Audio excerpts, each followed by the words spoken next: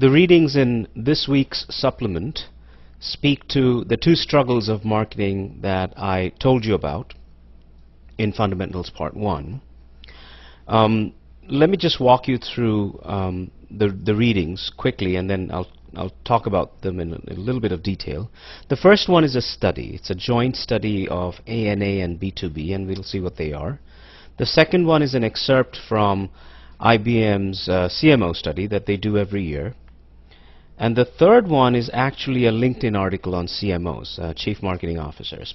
Once again, the common theme of these readings from the supplement is related to the struggles that marketing has been having with its identity and its role in strategy formulation in organizations. So let's just first look at this study by ANA. ANA stands for Association of National Advertisers. And B2B. B2B is another organization that does these studies. Marketing's role has become more strategic over the past 3 years as marketers have helped to drive innovation and new business development at their organizations, according to this joint study. So there was a study done of organizations, companies to be precise, where they have been tracking how marketing's position in those companies have changed, or have been changing over the years. And it tells you here more about the study. 383 marketers when it was conducted, and the marketers were split between B2B marketers, that's business to business marketers, people who work for companies that sell to other companies, other businesses, and B2C marketers, business to direct consumers marketers like Procter & Gamble, Gillette, etc., who sell directly to people like you and me, what we call consumers sometimes. So there were 167 B2B marketers and 86 B2C marketers, and 130 are hybrid marketers, apparently working for companies that sell to both businesses and individual customers.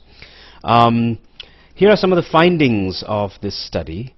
They talk about a reorganization among companies that had undergone a reorganization. So some of these companies had reorganized themselves to help change the role of marketing. And let's see what the survey tells us about what happens due to the change.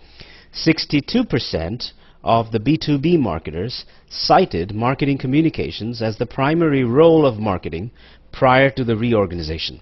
So before the reorganization, 62% of the B2B marketers said that they were stuck with what I have referred to as the A view of marketing, primarily as communication and a little bit of selling also. So they were stuck, 62%, that's not a small percentage. But let's see what happened after the reorganization. Marcom, marketing communication, was cited as the primary role following reorganization by 47%. So there was a drop of 15% among the B2B marketers who reorganized. So there is some progress being made from the A view to the B view, if you will. So there is some evidence of progress there. What else has the study found? One of the biggest shifts has been in the primacy of strategy. This is, if you remember, our struggle number 2, marketing's role in strategy formulation. Only 14% of B2B marketers identified strategy/innovation as their primary role prior to reorganization. That's a small percentage. So you can imagine how much of a struggle it was, really, before the reorganization. 24% said strategy/innovation was their primary role following reorganization. So that's an improvement in 10%. It's a sample-based study, but it probably shows that the world is moving from the A view to the B view of marketing, and is also probably moving in terms of making marketing the centerpiece of strategic decisions in organizations. We're not completely there yet, but at least we seem to be making progress. That's what essentially this survey tells us. There are some numbers here, down here in these last 4 bullet points that seem to suggest that the progress has been more for B2C companies than B2B companies, but that's really a finer point. The the clear and most important takeaway from this survey is that according to this survey, the world seemed to be moving in a fashion that suggests marketing is making a progress with respect to the two struggles that we talked about earlier. You should read this very carefully and ask me any questions or comments you might have after that. Let me move on to the next one. This is the IBM CMO study. Now, IBM does this every year, I believe.